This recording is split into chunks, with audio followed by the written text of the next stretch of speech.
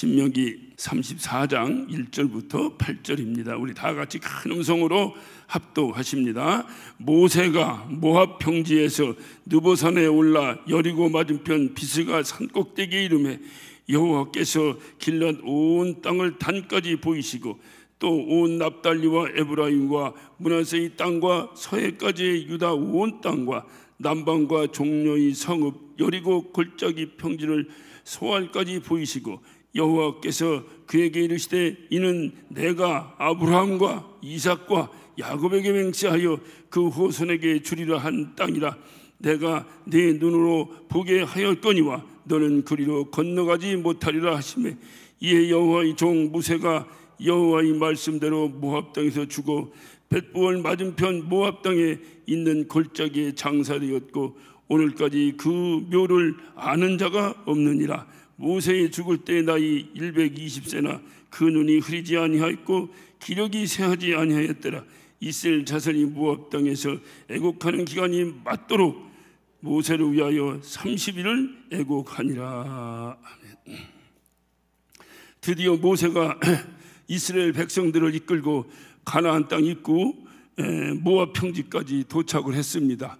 이제 거기서 마지막 모세가 진을 칩니다. 이 마지막 모압 평야에서 진을 쳤던 그 이스라엘 백성들은 모두가 출애굽 2세입니다. 왜 모두가 출애굽 2세일까요? 출애굽 1세는 다 죽었습니다. 어찌 보면 하나님이 죽이셨습니다. 그 이유는 하나님께서 그들은 결단코 가나안 땅에 들어갈 수 없다고 하셨기 때문에 그들은 모두 광야 40년 동안에 다 죽었어요. 그리고 출애굽 2세들만 남았습니다. 이들은 홍해바다를 건너본 적도 없습니다. 이들은 하나님께서 어떤 역사를 통해서 그 애굽에서 자기들을 구출해냈는지를 잘 몰라요. 그냥 광야에서 태어나서 그냥 그 부모들이 하는 대로만 쳐다보고 따라온 사람들이에요. 이것이 다음 세대입니다. 그래서 1세대가 잘해야 되는 거예요. 넥스트 제너레이션, 전 세계가 이걸 외칩니다. 넥스트 제너레이션. 모두가 다음 세대, 다음 세대가 아니면 교회는 문 닫는다. 위기의식을 다 가지고 있어요. 과연 그들은 어떻게 할 것인가?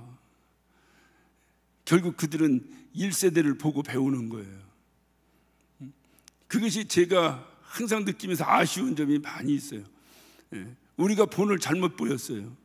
그들에게 교회 분쟁을 보여줬어요. 그들은 반드시 치료받아야 될 사람들입니다. 그들이 그대로 성장해서 장로가 되고 그들이 그대로 성장해서 안수집사가 되면 그들도 언젠가 교회의 분쟁을 또 일으킬지 몰라요. 치료받아야 돼요.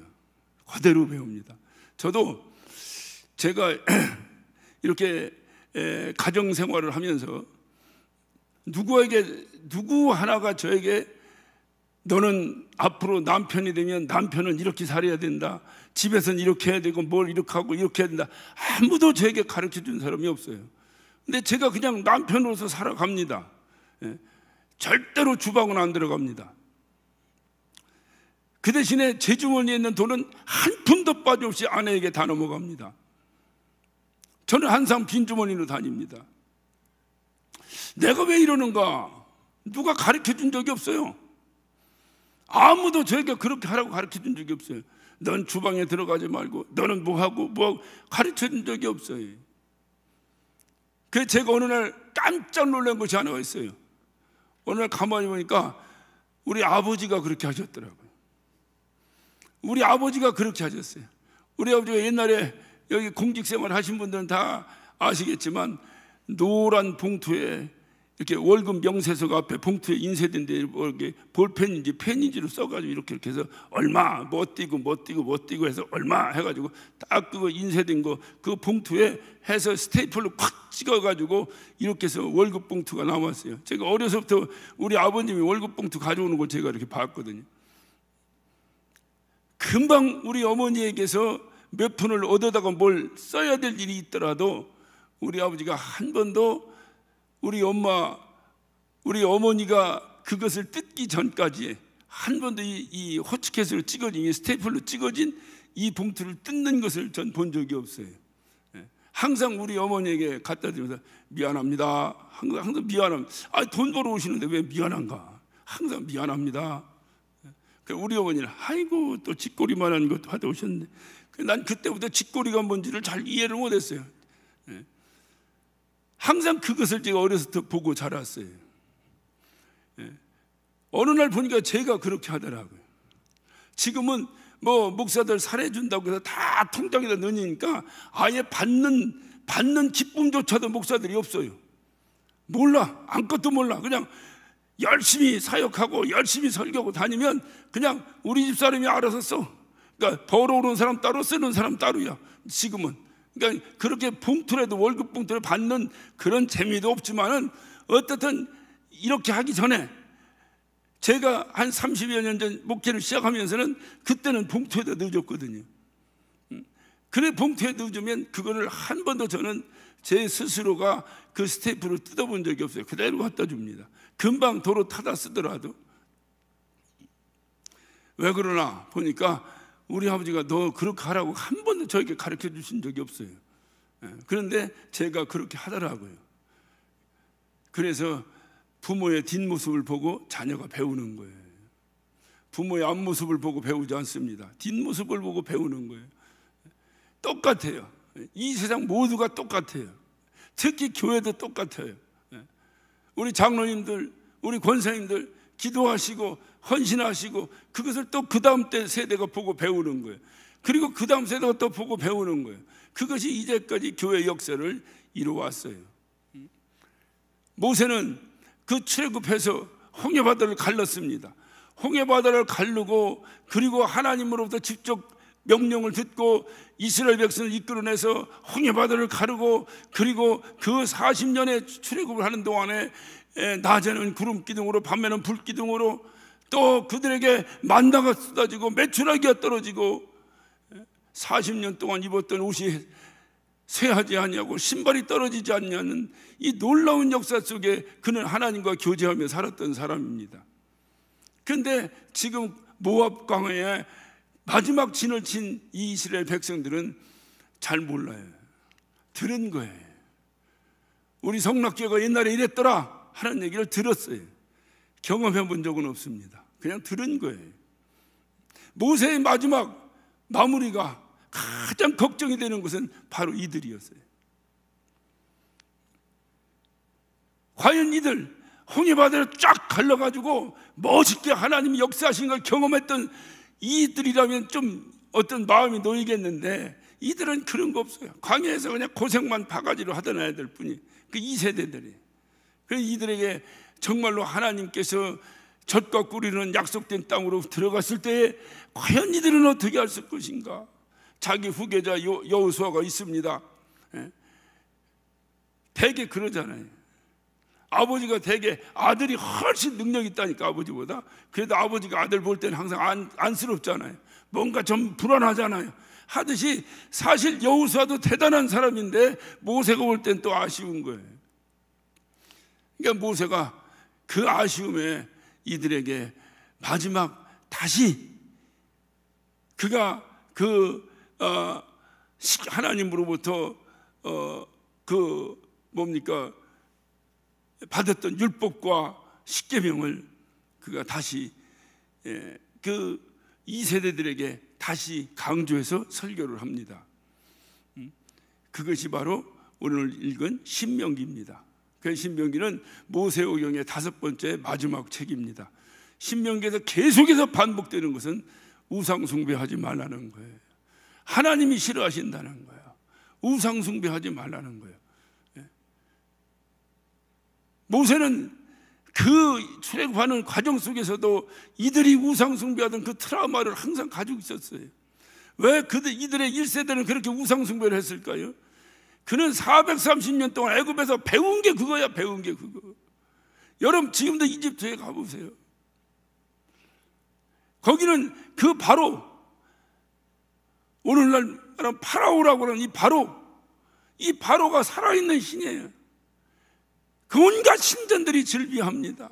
심지어는 그 유명한 피라밋조차도 그가 그 바로가 죽은 무덤인데 그 무덤도 신전처럼 그가 신이기 때문에 그렇게 만들어 놓은 거예요. 그러니까 거기서 보면서 한가지 우상 숭배하고 미신 섬기고 하던 것만 430년 동안 완전히 문화화된 체득된 이 1세대를 끌고 나오니까 조금만 문제 있으면 또 우상 숭배하고, 조금만 문제 있으면 우상 숭배하고, 조금만 문제 있으면 우상 숭배하고, 그 DNA가 지금 2세대가 미쳤을 것 같다라고 하는 모세의 염려가 있었던 거예요. 하나님이 제일 싫어하는 것이 뭐냐? 우상 숭배하는 거예요. 나 외에 다른 신을 결단코 섬겨서는 안 된다는 거예요. 우리는 그것을 하나님께 약속하고 신앙생활 하는 사람이에요. 하나님 외에는 없습니다라고 약속하고 신앙생활 하는 사람들이에요. 그럼에도 우리의 삶 가운데서 조금 있어요, 없어요? 조금 있어, 없어? 하나도 없어요? 염려가 돼서 하는, 제가 모세의 심정으로 염려가 돼서 또 설교하는 거예요. 그러니까 이 세대는 보고 배운 게 뭐냐? 부모로도 보고, 와, 저들 안에 DNA가 뭐가 있겠는가? 그 부모들의 우상 숭배하던 DNA가 여전히 흘러가지 않겠는가? 저들이 하나님이 약속하신 젖과 꿀인 땅에 들어간다 한들 젖과 꿀인 땅에 들어가서 뭐 하라고 들어가게 한 거예요? 하나님이 가나안 땅을 아브라함과 이삭과 야곱에게 약속한 가나안 땅을 주신 중요한 이유가 뭐예요? 그 가나안 땅을 거룩한 땅으로 만드는 거예요. 거룩한 땅을 만든 이유가 뭐예요? 거기서 드디어 하나님은 당신의 원대한 그림 가운데서, 원대한 계획 가운데서 위대한 민족을 만들기 위한 거예요. 하나님이 원하시는 위대한 민족을 만들기 원하는 거예요. 쉽게 말하면 거룩한 백성을 만들기 원하는 거예요. 거룩한 백성을 만들기 위한 이유가 뭐예요? 그 태를 통해서 바로 이 땅을 구원할 메시아가 와야 되기 때문에 그런 거예요. 그것 때문에 애굽에서 430년 동안 큰 민족을 이루도록 하나님께서 그렇게 하셨고, 그리고 그들을 이끌어내셨고, 40년 동안 연단하셨고, 그 연단하신 이유가 뭐예요? 가나안 땅에 들어가서 하나님이 그 틀을 원하시는 거룩한 백성이 되라는 거예요. 거룩한 백성은 다른 게 아니에요. 하나님 한 분 외에는 없습니다라고 그것을 믿고 인정하고 하나님 의지하고 사는 것이 거룩한 백성이에요. 그래서 40년 동안 광야에서 끊임없이 이스라엘 백성들에게 보여줬던 것이 바로 뭐예요? 하나님 의지하고 살으라는 거예요. 만나가 떨어져도 하루치밖에 안 떨어집니다. 이유가 뭐예요? 하나님 믿으라고, 내일 또 주실 것을 믿으라고, 계속해서 하나님을 믿는 믿음에 대한 훈련을 끊임없이 시킨 거예요. 40년 동안을. 그런데 이것이 하루아침에 물거품이 될 수 있어요. 뭐 때문에? 우상 숭배하는. 가나안 땅에 들어갔습니다. 여러분, 우리는 잘 알잖아요. 가나안 땅에 딱 들어가니까 저절로 젖과 꿀이 흐르던가요? 가나안 땅에 들어가서 수많은 전쟁을 합니다. 그 전쟁을 하고 전쟁에서 하나님이 우리에게 주셨다는 그 약속, 그 믿음 때문에 전쟁에서 그 땅을 뺏어버립니다. 그러는 가운데 어려움은 없었는가요? 어려움이 있을 때마다 이들이 또 우상 숭배하지 않겠는가요? 광야에서는 훈련 기간이니까 우상 숭배하다가 혼나고 또 회개하고 돌아오지만은 가나안 땅은 이제 훈련장이 아니에요. 그것은 바로 홀리랜드예요. 거룩한 땅입니다. 그 땅 위에 거룩한 백성이 세워져야 되는 거예요. 여기까지가 모세가 해야 될 일이에요. 그런데 자기는 들어갈 수가 없는 거예요. 그래서 모세가 그 모압 평지 마지막 진에서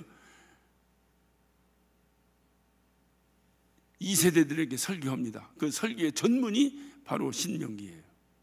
신명기 계속 반복되는 게 뭐라고 그랬어요? 우상 숭배하지 마라. 우상 숭배하지 마라. 끊임없이 신명기에서 반복되는 것은 우상 숭배하지 마라는 거예요. 이 긴 설교를 한 다음에 그 30장을 한번 볼까요? 신명기 30장 마지막 긴 고별 설교 끝에 19절부터 20절까지 모세가 마지막 결론적 축복을 내립니다. 19절입니다. 30장 19절. 내가 오늘날 천지를 불러서 너에게 증거를 삼노라. 내가 생명과 사망과 복과 저주를 네 앞에 두었은즉 너와 네 자손이 살기 위하여 생명을 택하고 내 하나님 여호와를 사랑하고 그 말씀을 순종하며 또 그에게 부종하라. 그는 내 생명이시여 내 장수시니 여호와께서 내 열조 아브라함과 이삭과 야곱에게 주시라고 맹세하신 땅에 내가 거하리라. 하나님께 복종하라는 거예요. 우상 숭배하지 말고. 이것을 마지막으로 모세가 이제 그 이스라엘 백성들에게 간절한 마음으로 권면을 합니다. 그리고 12지파들에게 동일한 축복을 합니다. 그 축복을 마친 다음에 오늘 드디어 34장 1절에 시작이 됩니다. 모세가 모압 평지에서 느보산에 올라 여리고 만편 비스가산 골짜기에 이름에 여호와께서 길러 온 땅을 단에서 단까지 보이시고 하면서 쭉 이렇게 그 느보산 꼭대기 비스가 그 산 꼭대기에 올라가 섰습니다. 쓰고 하나님께서 약속하신 젖과 끓는 땅이 쫙 보이는 거예요. 지금도 느보산 이 비스가산 꼭대기에 올라가면 그 앞으로 쫙 펼쳐지는 여리고 시내부터 저기에서 가나안 땅이 보입니다. 하나님이 약속하신 땅, 그리고 12지파에게 주시겠다고 하신 약속의 땅을 일일이 하나님이 다 보여주십니다. 그리고 보여주시면서 하나님께서 약속하시죠. 하나님께서 말씀하십니다. 4절입니다. 여호와께서 그에게 이르시되 이는 내가 아브라함과 이삭과 야곱에게 맹세하여 그 후손에게 주리라 한 땅이니라. 내가 네 눈으로 보게 하였거니와 너는 그리로 건너지 못하리라. 너는 그곳으로 가지 못할 것이다. 모세가 그곳에 갈 수 없다고 하는 것을 모세가 알았을까요? 몰랐을까요? 모세는 이미 알았어요. 여러분 잘 아시다시피 민수기 20장에 가면 모세가 그 신광야 도착해서 다시 그들이 목마르다고 그렇게 하나님을 원망하고 모세를 원망하고 차라리 애굽으로 돌아갔으면 좋겠다고 그렇게 아우성치는 그들에게 화를 내면서 하나님께서 뭐라고 말씀하세요? 이 바위에다가 명하여 물을 내라 말씀하십니다. 그런데 모세가 화를 내서 그냥 그 바위를 두드립니다. 두 번을. 그리고 물이 쏟아졌습니다. 근데 이거를 대개가 모세가 혈기 부리는 바람에 가나안 땅에 못 들어갔다 이렇게 얘기를 해요. 근데 성경은 그렇게 얘기하고 있지 않아요. 모양은 그래요. 모양은 성질나서 그냥 팍 두드리는 것처럼 보여요. 근데 성경은 그 혈기난 그 모습을 뭐라고 말하는 거 아니? 믿음이 없다라고 말해요. 그래서 민수기 20장에는 믿음이 없어서 못 갔다고 말해요. 시브리서는 뭐라고 합니까? 시브리서도 3장을 한번 봐요. 시브리서 3장도 동일하게 기록하고 있어요. 시브리서 3장 16절부터 제가 읽기 16절. 듣고 경록케 하던 자가 누구냐? 모세를 쫓아 애굽에서 나온 모든 이가 아니냐? 또 하나님이 40년 동안에 누구에게 노하셨느냐? 범죄하여 그 시체가 광야에 엎드려진 자에게 아니냐? 또 하나님이 누구에게 맹세하사 그의 안식에 들어오지 못하리라 하셨느냐? 곧 순종치 아니하던 자에게 아니냐? 이로 보건대 저희가 믿지 아니함으로 능히 들어가지 못한 것이라. 뭐 때문에 못 들어왔다 그랬어요? 크게 한번 대답하세요. 뭐 때문에 못 들어왔다 그랬어요? 믿지 않아서 못 들어왔다는 거예요. 믿지 않아서. 원래 르비딤에 도착했을 때에 그때도 갈증이 나고 먹을 것이 없어서 이스라엘 백성들이 막 또 아우성을 칩니다. 그때 모세가 하나님께 그 온유한 마음으로 하나님께 엎드려 기도합니다. 그때 하나님이 저 반석을 네 지팡이로 쳐라. 그래서 그 반석에서 물을 내서 먹여라. 그래서 모세가 딱 지팡이로 반석을 뜨더니 물이 콱콱콱콱콱 쏟아졌어요. 그래서 그것으로 물을 먹인 적이 있었어요. 그리고 이제 신광야에 도착했습니다. 시간이 어느 정도 흘렀어요. 동일한 일이 또 벌어졌습니다. 그때 하나님께서 모세에게 저 바위를 쳐서 물을 내라. 동일한 방법을 말씀하지 아니하시고 이제 뭐라고? 명령하라는 거예요. 명령. 여러분 바위를 탁 친 거하고 명령하는 거하고 어느 것에 믿음의 진보가 더 있겠습니까? 바위를 탁 쳤더니 물을 낸 경험이 있는 거예요. 어느 것이 더 귀하다가 아니라 자기의 과거의 경험이 있는 거예요. 바위를 쳤더니 물이 나왔어요. 그런데 이번에는 하나님이 바위에다 명해서 물을 내려는 거예요. 될 것 같아, 안 될 것 같아? 예? 그래서 사람이 과거의 경험이 무서운 거예요. 자기의 경험이 과거에는 어떻게 했어요? 바위를 지팡이로 내리쳐가지고 물을 냈거든. 근데 동일하게 했으면 아무 문제가 없는데 하나님은 이제 모세의 믿음의 진보를 확인하시는 거예요. 이제는 네가 말로 해봐라. 아니, 지팡이로 쳐서 물 나는 바위가 말로 하면 물이 안 나오겠어요? 여러분 생각해봐요. 바위가 지팡이로 친다고 해서 물이 나와? 쳐서 나온 거야? 하나님이 나오게 한 거야? 이럴 때는 크게 한번 대답 한번 합시다. 하나님 속 좀 시원하게. 지팡이로 내려쳤더니 물이 나온 거야? 그냥 하나님이 나오게 한 거야? 하나님이 나오게 한 거지. 그렇다면 치든 말로 하든 나오는 거야? 안 나오는 거야? 나오는 거지, 나오는 거지. 그러니까 하나님은 내가 나오게 한다는 거예요, 내가.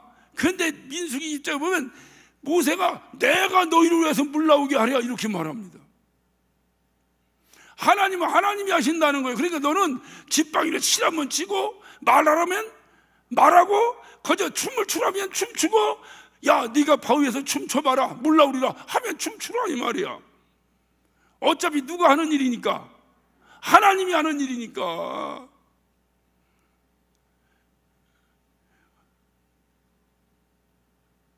우리가 귀신 쫓는다고 제가 언젠가 들으니까 축사 학교가 있었다고 그래요. 여러분 축사가 배워서 되는 거예요? 축사 학교가 있었다고 내가 어디서 들었는데.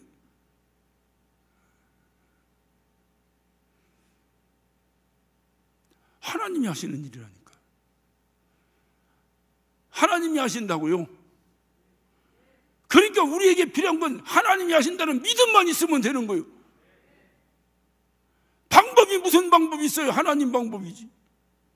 그러니까 하나님이 하라는 대로 하면 돼. 그런데 사람은 자기 경험이 있어. 왜? 자기가 한번 해봤거든. 내가 옛날에 안질뱅이 한번 이렇게 봤거든. 그때 일으킬 때 보니까 내가 그냥 가지쟁이를 찢어버렸거든. 그러니까 그 다음에 안질뱅이 오면 또 어떻게 해야 돼요? 어떻게 해야 돼? 가지쟁이 또 찢으려고 하지. 그러다가 사람 죽이는 거예요. 기도원 같은 데 가면 안수받다 죽었다고 그러잖아. 그런 소리 들어봤어? 못 들어봤어요? 보통 능력이요? 안수받는데 사람이 죽어. 이게 안수만 했겠어? 두드려 팼겠어. 왜? 과거 경험대로 하려니까 안 되는 거예요. 과거 경험에는 손 얹고 기도했던 병이 나섰는데 그 다음에 손 얹고 기도하니까 안 되는 거예요. 왜? 자기가 손 얹고 기도하면 된다고 하는 순간에 안 되는 거예요. 만약에 그게 된다면 그에게서 하나님은 사라져버린 거예요. 손 얹고 기도하든 손잡고 기도하든 하나님이 하실 일이요. 할렐루야. 그 믿음만 있으면 오늘 이 저녁에 여기서 역사가 일어납니다. 그것을 주님이 우리에게 요구하시는 거예요. 믿음으로 너에게 구원받을 만한 믿음이 있으니 넌 구원받았다. 성경은 전부 그것을 확인하시는 거예요. 내 기술을 확인하는 것이 아니에요. 귀신아 나가라 했더니 나갔어. 그 다음에 귀신을 나가라니까 안 나가. 왜 안 나가냐고 물으니까 쌍놈아 귀신아 이렇게 해야 된다는 거야. 그리고 그 다음부터 욕을 배우기 시작한 거예요. 그랬더니 안 나가. 그 다음에 그러니까 어떻게 찢어지길 귀신을 하니까 나간다는 거야. 그때부터 찢어지길 귀신을 할래. 그러다가 입이 거칠어지기 시작했어요. 요번에 경험하셨죠? 그렇게 같이 한 성도였다고 한 사람이 분쟁하는 중에 입에 담을 수 없는 욕을 하는 소리를 들어보셨죠? 어디서 배웠을까요? 그 욕을 어디서 배웠을까요? 믿음이 하는 거예요. 나는 하나님이 하신다는 믿음만 발동하면 되는 거예요. 그리고 하나님이 하시는 거예요. 그래야 하나님이 하셨다는 것을 내가 고백할 수 있는 거예요. 내가 기도했더니 나섰다. 그다음부터는 하나님은 사라져버린 거 전부 나야. 나 내가 한 거야. 내가. 근데 내가 하는데 안 돼. 계속하면 뭐 내가 여기서 이거 하고서 이 앞에다 간판 내지. 간판 걸어버리고 하지 내가.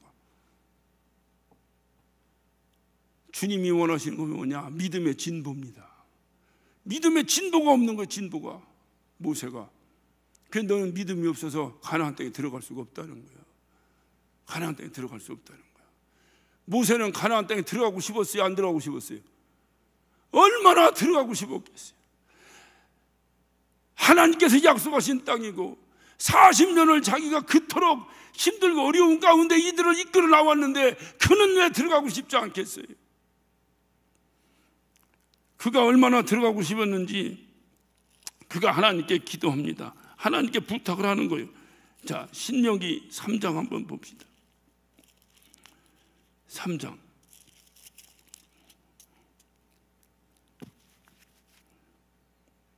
25절부터 제가 읽을게요. 25절 3장 25절부터 구하옵나니 나로 건너가게 하사 요단 저편에 있는 아름다운 땅 아름다운 산과 레바논을 보게 하옵소서 하되 모세가 이렇게 간절히 간구하는 거예요. 저 아름다운 땅을 내가 좀 들어갈 수 있도록. 26절입니다. 하나님이 얼마나 냉정하신가 한번 보세요. 여호와께서 너희의 연고로 내게 진노하사 내 말을 듣지 아니하시고 내게 이르시기를 그만해도 족하니 이 일로 다시 내게 말하지 마라. 무슨 얘기요? 이 일로는 너 나에게 기도하지 말라는 거예요. 하나님께서 안 된다는 거예요. 믿음 없는 자는 안 된다는 거예요.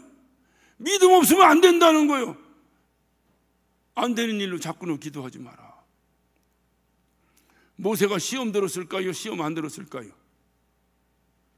모세는 시험 안 들었어요. 모세는 그것 때문에 주저앉아 있지 않았어요. 여러분 생각해 보세요. 40년을 고통 가운데 진짜 40년을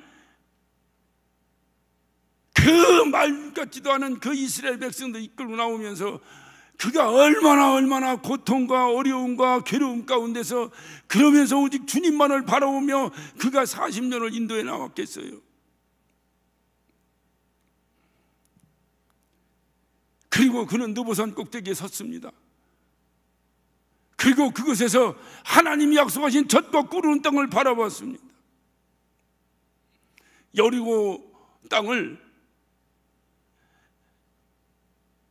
거기 가면 뭡니까? 대추야자 그 나무가 아주 질비합니다. 그러니까 그 온통 황토색 사막만을 40년을 다니던 이 사람이 그 느보산 꼭대기에서 푸르른 젖과 꿀은 땅을 바라봤을 때에 그 모세의 마음에 어떤 마음이 있었겠어요? 그런데 자기는 거길 못 들어가는 거야. 그리고 이게 망아지 새끼 같은 이게 최급 2세들 1세도 아니고 2세들 이들만을 들여보내야 되는데 그것도 자기의 종 모세의 종 여호수아 이 여호수아가 자기가 이끌고 간다면 모르겠는데 자기는 못 가고 여호수아가 이끌고 가야 되니까 그것을 보내는 이 모세의 심정이 어떻겠어요? 그래서 신명기를 모세의 유언이라고 말해요.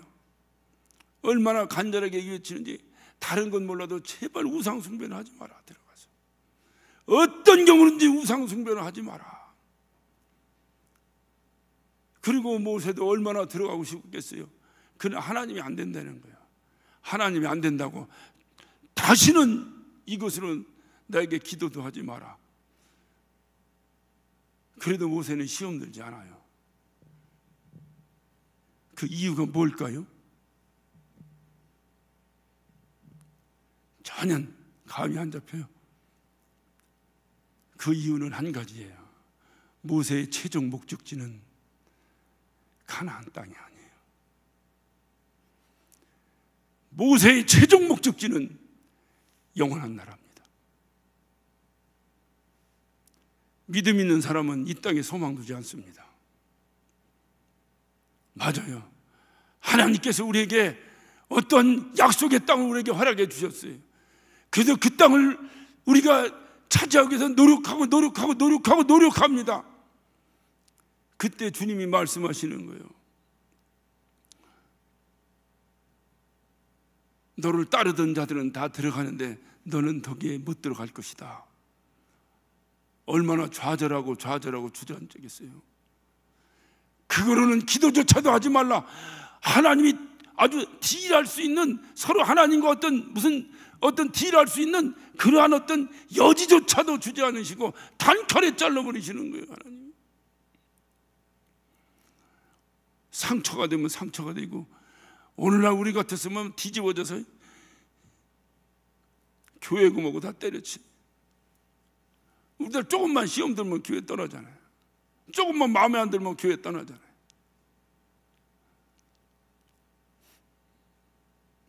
그런데 모세는 그거에 개념치 않는 거야. 개념치 않고 자기는 못 들어가는 거 뻔히 알면서도 이스라엘의 이 출애굽 2세들이 들어가서 잘 정착하도록 자기가 그 시내산 꼭대기에서 하나님을 만나고, 그 하나님을 만난 이후로 그는 그 하나님의 임재를 경험한 이후로, 모세의 신앙은 무슨 신앙이라고 했어요? 보이지 않는 하나님을 보는 것 같이 믿고 살았다고 그랬잖아요. 이걸 아주 여러분 이 신비에 새겨야 돼요. 보이지 않는 하나님을 본 것처럼 살았다는 게, 본 것처럼. 그가 보이지 않는 하나님을 본 것처럼, 그냥 보이는 하나님처럼 그렇게 믿고 살면서 그에게 어떤 꿈이 있었겠어요? 고작 젖과 끓인다고 요단강 건너가 그 가나안 땅이 고작 이의 꿈이었겠어요? 영원한 나라, 그 나라에서 나에게 이 꿈을 주신, 그리고 나에게 당신의 얼굴조차도 보여주지 아니하셨던 새하늘과 새 땅에서야 가야 그립고 그리운 그 하나님을 볼 수 있는 그곳에 대한 소망을 갖지 않았겠어요? 그러니까 여기가 내 꿈이 아니야. 가고는 싶어요. 가고 싶어. 모세도 가고 싶지. 하나님이 약속하신 건데 이 땅에서도 내도 좀 받고 싶지. 하나님이 나에게 복을 주셨는데 이 땅에서도 복도 좀 받고 싶지. 주시면 할렐루야인데 안 주셔도 그것 때문에 주저앉을 이유는 없다 이 말이요. 우리의 최종 꿈이 어디요? 최종 꿈이 어디요? 영원한 나라, 그토록 보고 싶은 하나님의 얼굴을 볼 수 있는 나라, 나를 위하여 죽으신 예수 그리스도의 못자국난 손바닥을 만져볼 수 있는 나라,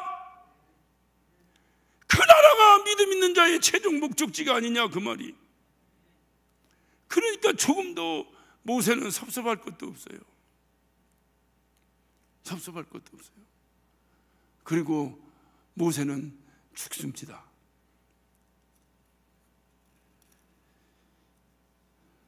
자, 모세가 죽었어요. 자, 5절입니다. 이에 여호와의 종 모세가 여호와의 말씀대로 모압 땅에서 죽어 벳부을 맞은편 모압 땅에 있는 골짜기에 장사되었고 오늘까지 그 묘를 아는 자가 없느니라. 오늘까지 그 묘를 아는 자가 없어요. 모세는 죽었습니다. 그가 120년을 살고 죽었습니다. 그런데 그가 어떻게 죽었느냐? 성경은 침묵하고 있어요. 전혀 그의 죽어가는 모습을 기록하고 있지 않습니다. 단지 우리가 말씀을 통해서 그래도 우리가 유추할 수 있는 내용은 바로 그 다음 절입니다. 자, 7절입니다. 모세의 죽을 때 나이 120세나 그의 눈이 흐리지 아니하였고 기력이 쇠하지 아니하였더라. 그는 중요한 것 하나는 병들어 죽진 않았어요. 죽을 때에도 기력이 조금도 쇠하지 아니하고 눈이 흐려지지 아니하고 기력이 쇠하지 않았다는 거예요. 그랬으니까 치매 걸렸지도 않았겠죠? 정신이 흐릿흐릿하지도 않았겠죠? 그래서 여기서 유추할 수 있는 것은 모세의 무덤을 아는 자가 하나도 없는 거예요. 왜 아는 자가 없을까요? 모르긴 해도 왜 오늘 여기서 모세가 죽은 다음에 모세가 죽을 때 눈이 흐리지 아니하고 기력이 쇠하지 아니했다고 기록했을까요? 그는 분명히 자기의 죽음 앞에서 조금도 기력이 쇠하지 아니한 온전한 정신을 가지고 자기의 추종자들에게 부탁한 거예요. 내 무덤을 만들지 마라. 내 무덤을 날리지 마라. 그래서 이 말씀이 기록된 거예요. 어떻게 이동하다 보니까 광에서 죽어서 어떻게 하다 보니까 그냥 모래바람에 시체가 감춰져 가지고 그랬더니 우리는 그 어떤 모세의 어디서 죽었는지 그걸 못 찾아서 그것이 아니에요. 모세 스스로가 자기 무덤을 알리지 않기 위해서 만들지도 못하도록 조금 더 추측해서 나간다면 모세가 이렇게 죽을 때까지 기력이 쇠하지 아니하고 눈이 흐리지 않았다는 것은 무슨 뜻일까요? 자기의 죽음을 아는 거예요. 알고 그 많은 군중 앞에서 죽었더라면 모르긴 해도 모세가 죽은 다음에 그 많은 군중들이 며칠을 울었다고 그랬어요? 30일을 울었다는 거예요. 30일을. 이것은 국장입니다. 이것은 최고의 죽음에 대한 고인에 대한 예우를 갖춘 거예요. 그 광야에서 최고의 예우를 갖추면서 30일을 애국할 정도로 모세에 대한 그리움을 가지고 있던 이 백성들이라면 이들이 가나안 땅에 들어가서 하나님이 약속하신 젖과 꿀이 땅을 차지한 다음에 그들은 모세를 어떻게 생각할까요? 만약에 이들이 이 30일 동안을 애국하면서 30일 동안 애국할 정도라면 모세의 무덤을 이들에게 맡겼더라면 이들이 모세의 무덤을 어떻게 만들었을까요? 애굽에 가면 피라밋이 있어요. 모세의 무덤 그렇게 안 만들었을까요? 최고의 민족의 영웅인데 민족의 영웅을 그냥 모래발에 버려버리고 그냥 갔을까요? 그렇게 만들어 놓은 다음에 이들이 가나안 땅에 들어가서 그래서 다 가나안 땅을 정복하고 안착한 다음에 이들은 모르긴 해도 해마다 모세의 죽은 날을 기념해서 그 묘소를 찾지 않았겠어요? 그냥만 찾았겠어요? 얼마나 모세에 대해서 추앙하며 얼마나 모세에게 어떻든 그 영광을 돌리며 그 장래 절차 가운데서 그 광야에서 자기들을 이끌어낸 모세에 대해 모든 공을 돌리며 얼마나 웅장하게 그 모세의 죽음을 추모하며 그 추모일을 정해서 지켰겠어요. 모세가 그것이 싫은 거예요. 모세가 그것이 싫은 거예요. 왜? 모세가 가지고 있는 가장 큰 염려는 뭐냐? 내 백성이 우상 숭배하지 않는 거예요. 그런데 혹시 내가 우상이 될지도 모르는 거예요. 혹시 내가 우상이 될지 모르는 거예요. 오늘날 누가 죽어 거대하게 무덤을 만듭니다.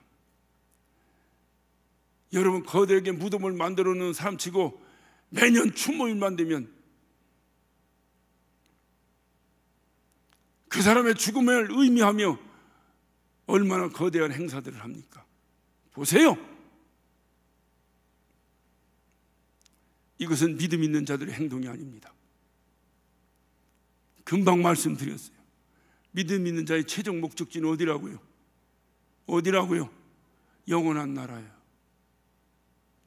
이 땅에 있는 동안 하나님이 자기의 거대한 그림 안에 나를 그려놓고 그리고 내가 주의 영광에 쓰임받았다면 그거로 족한 거예요. 살아서 사람에게 영광 받으면 그것이 우상되는 거예요. 죽어서 영광 받으면 그것만큼 허무한 일이 세상에 어디 있어요? 우리가 받는 영광은 하나도 없는 거예요. 40년을 그 이스라엘 백성들을 이끌고 하나님의 뜻에 순종하여 그 이스라엘 백성들을 하나님이 약속하신 땅까지 인도하여 그 땅 안에서 그들이 위대한 거룩한 민족이 되도록 하나님의 뜻을, 그 뜻을 모세는 받고, 그리고 그 일을 그는 수행한 것뿐이에요.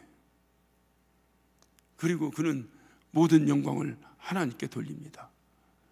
당신이 받을 수가 없는 거예요. 모르긴 해도 당신 무덤이 있었더라면, 내가 원튼 원치 않든 이스라엘 백성들은 아마 모세의 무덤 앞에 오늘날도 아마 그 모세의 무덤 때문에, 모세가 죽은 장소가 요르단에 있는데 만약에 지금도 그것 때문에 한다면 아마 모르게도 여전히 그때만 되면 갈등과 어떤 반목이 계속될 것이고, 지금도 여전히 전쟁은 끊임없이 이루어질지도 몰라요. 그 모세의 무덤을 차지하려고. 모세는 그걸 잘 아는 거예요. 왜? 이스라엘 민족들 꼬라지가 다른 건 몰라도 저들이 툭하면 우상 숭배할 놈들이거든. 그래서 자기 자신을 숭배하지 못하도록 하려고 그는 자기 무덤을 없애버린 거예요. 내 무덤을 누구에게도 알리지 마라. 그리고 제가 더 추측하자면 아마 이 강건한 기력을 가지고 그는 자기의 죽음을 알고 이스라엘 백성이 아무도 알지 못하는, 오늘 여기는 딱 한 군데 나옵니다. 골짜기에 죽었다. 모세가 골짜기에 내려가 죽을 때 이스라엘 백성들이 따라갔을까요? 안 따라갔을까요? 따라갔더라면 모세의 무덤을 왜 모르겠어요? 하다못해 돌기둥이라도 하나 세워놓지 않았겠어요?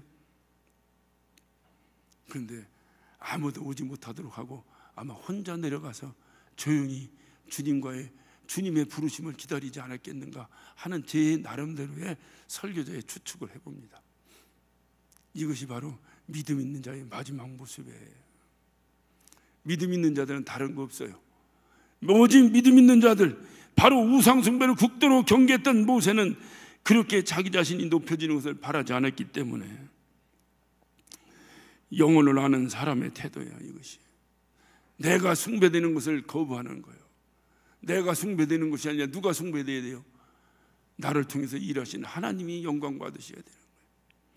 이것이 영혼을 아는 사람의 태도며 하나님의 거대한 그림 안에서 자신의 위치를 찾아갔던 사람들의 태도입니다.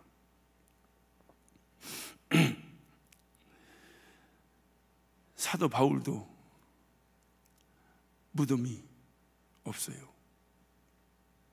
베드로도 무덤이 없어요. 존 칼빈도 무덤이 없어요. 제네바에 가면 칼빈의 무덤이 있어요. 칼빈은 자기가 죽으면서 자기 제자들에게 이렇게 말합니다. 내가 죽은 이후에 내가 기념되는 걸 원치 않는다.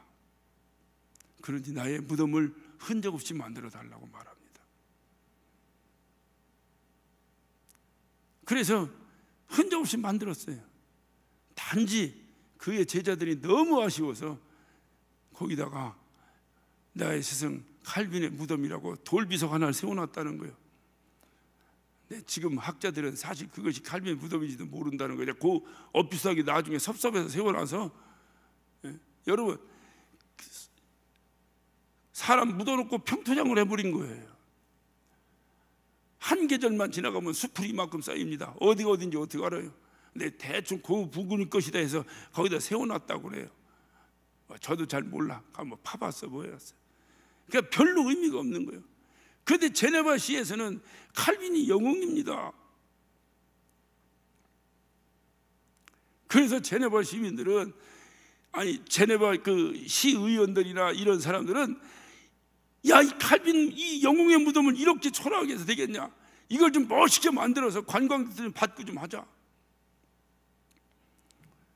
민주주의가 발달한 나라, 특히 침례교처럼 회중주의가 발달한 나라는 국민 투표를 합니다. 절대로 리더 혼자 결정하지 않아요.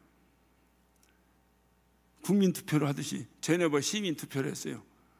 만장일치로 반대표가 나왔어요. 칼빈의 뜻을 받들자. 그래 여전히 칼빈의 무덤은 없어요. 뭔가 비석 하나가 있는데 거기다가 이렇게 동판 하나를 만들어 놨어요.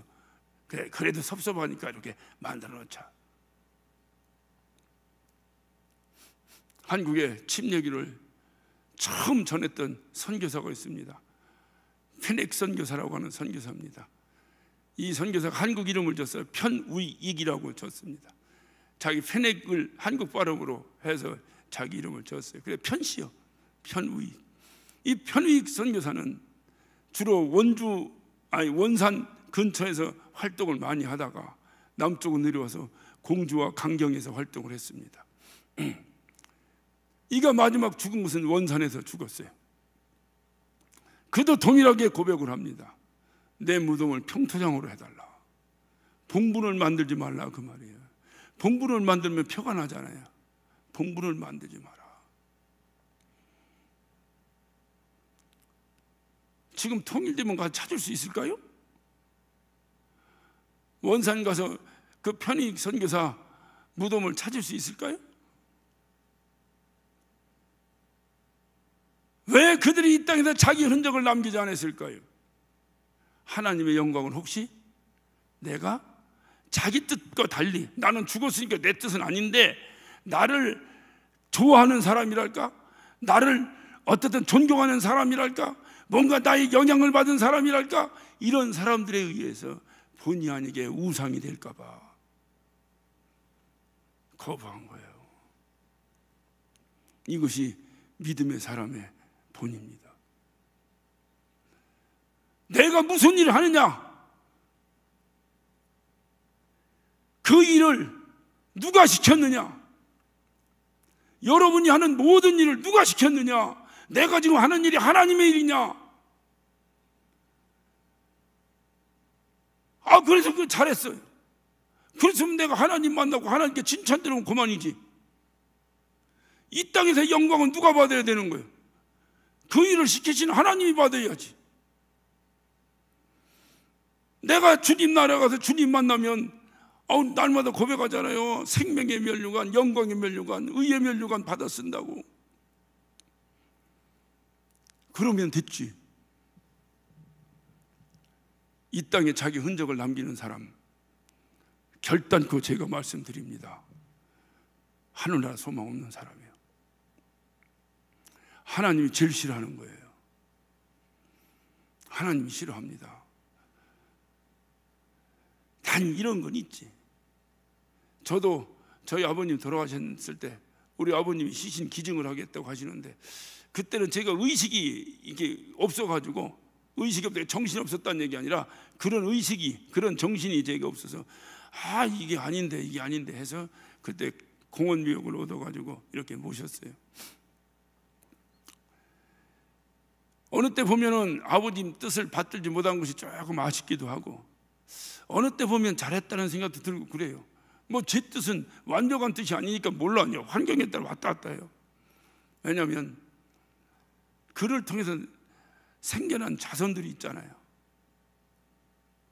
자손들이 너무 섭섭하지 않도록.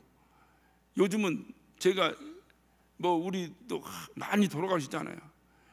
그러니까 장례를 치릅니다. 보면 요즘은 너무나 또 간결하고 좋아. 다 이렇게 화장해서 그렇게 해서 이렇게 조그만 봉안당에다 이렇게 모시고 요 정도. 그렇다고 해서 거기 가서 누가 가서 우상 숭배를 하겠어? 뭐 하겠어요? 가족들이 가서.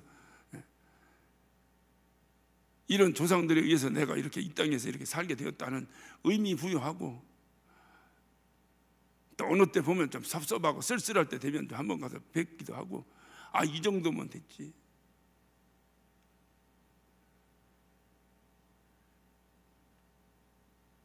만약에 모세 같은 사람이 오늘날 자기가 모든 영광을 받고 하나님의 영광을 가로채려고만 생각했더라면 모세 무덤이 이 땅에서 어떻게 만들어졌겠어요?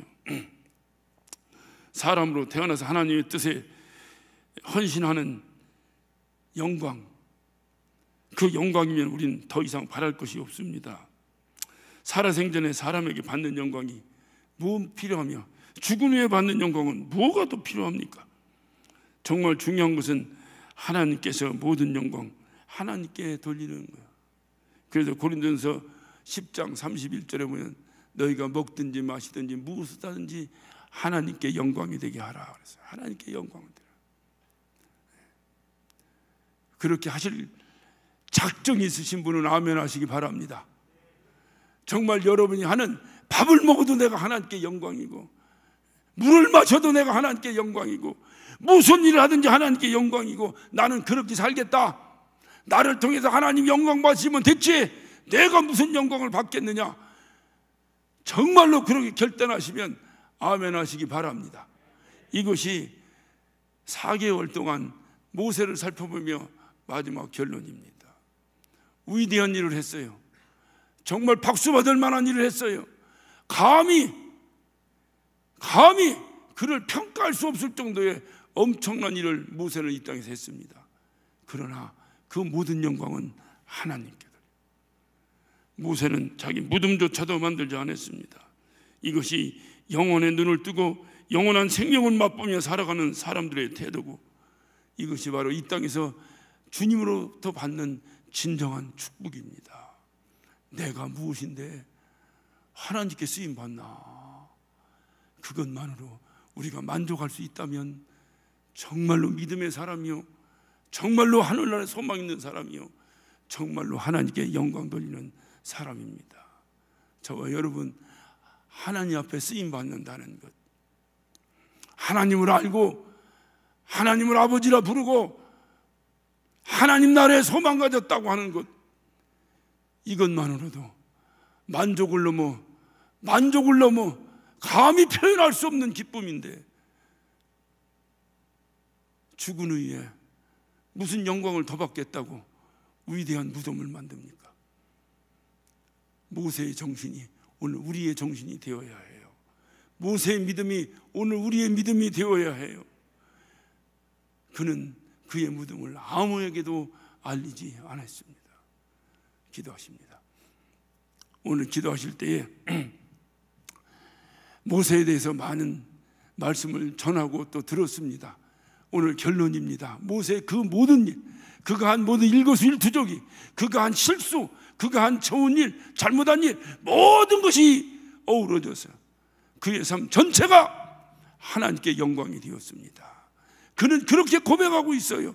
마지막 그의 모습을 통해서 그는 온전히 하나님께 고백했어요. 나의 모든 40년의 삶은, 아니 120년의 나의 삶은, 내가 태어나서부터 살아갈 수 없는 환경 속에서도 하나님의 은혜로 살아나서 내가 감히 상상도 못했던 애굽의 왕자의 삶을 살았던 과거를 돌아보면서, 그리고 40년 동안 광야에서 하나님이 택한 백성들과 함께 희노애락을 함께하며 하나님의 뜻을 이뤄나가는 그 삶 속에서 모든 영광 하나님께 돌려드립니다. 내가 과연 무엇이건데 하나님 나를 사용하셨습니까? 하나님 모든 영광 받으시옵소서. 마지막 그의 행동이 이 고백을 하고 있는 겁니다. 저와 여러분이 이런 고백적 삶을 살아가는, 정말 이런 고백적 삶을 살아가는, 무엇을 하든지 하나님 영광 받으소서, 하나님 영광 받으소서, 모든 영광 하나님께 돌려드립니다. 이 고백이 끊이지 않는 복된 삶을 사시기를 예수 이름으로 축원합니다. 기도하실 때 하나님, 우리의 삶을 통해서 주님께 영광 되기를 원합니다. 우리의 삶을 통해서 주님께 영광 되기를 원합니다. 우리의 삶을 통해서 주님께 영광 되기를 원합니다. 주님 영광 받아 주옵소서. 다 같이 주여 삼창하시고 한 목소리로 기도하십니다. 주여